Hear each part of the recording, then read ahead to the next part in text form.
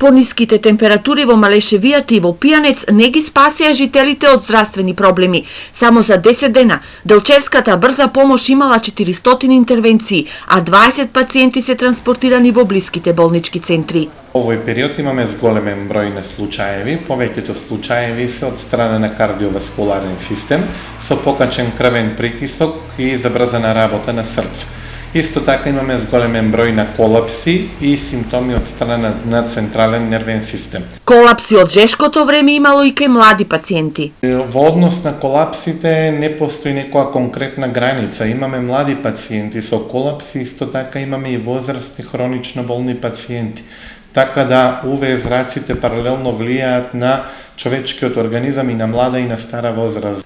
Но граѓаните знаат дека треба да се избегнуваат жешките периоди од денот, но сепак пазарите и улиците не се празни. Овакви горештини имаше и порано.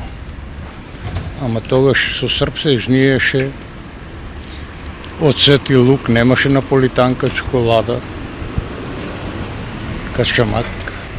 Сега е многу нежен народот. И кобајаги климатски промени. На жешко време се јаде само зеленчук, праски, помаранџи, банани, се воќе и поврќе што вика срем.